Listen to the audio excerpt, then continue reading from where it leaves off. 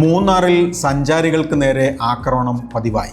നിസാര കാര്യങ്ങളെ ചൊല്ലി വാക്കുതർക്കം, പിന്നെ സംഘം ചേർന്ന് ആക്രമിക്കൽ. ഇപ്പോൾ തന്നെ പ്രതിസന്ധി നേരിടുന്ന വിനോദസഞ്ചാര മേഖലയ്ക്ക് ഇത്തരം സംഭവങ്ങൾ പുതിയ വെല്ലുവിളിയായിട്ടുണ്ട്. കുടുംബസമേതം മൂന്നാറിലെത്താൻ പലർക്കും മടി. ഇടപെടുമോ സർക്കാർ? ഇനിയും സ്വർണ്ണവില കയറുമെന്നോ?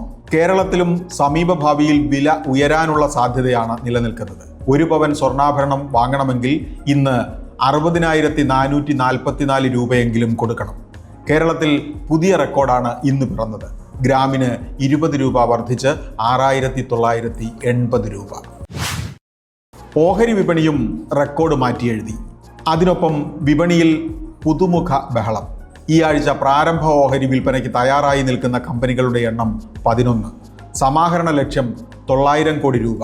14 കമ്പനികളുടെ ലിസ്റ്റിംഗും ഈ ആഴ്ചയുണ്ട്. നിക്ഷേപകരും ആവേശത്തിൽ. സ്റ്റേറ്റ് ബാങ്ക് ഓഫ് ഇന്ത്യയെ പിന്തള്ളി ഇന്ത്യയിലെ ഫിനാൻസ് ഗ്രൂപ്പുകളിൽ 3-ാം സ്ഥാനം സ്വന്തമാക്കിയിരിക്കുകയാണ് ബജാജ്. വിപണി മൂല്യം 10.36 ട്രില്യൺ രൂപയിൽ. HDFCയും ICICIയുമാണ് ആദ്യ 2 സ്ഥാനങ്ങളിൽ.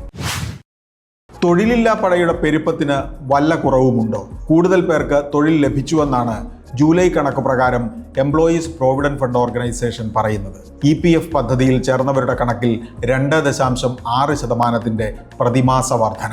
ബിസിനസ് വാർത്തകൾ വിശദമായി അറിയാൻ ധനം online.com.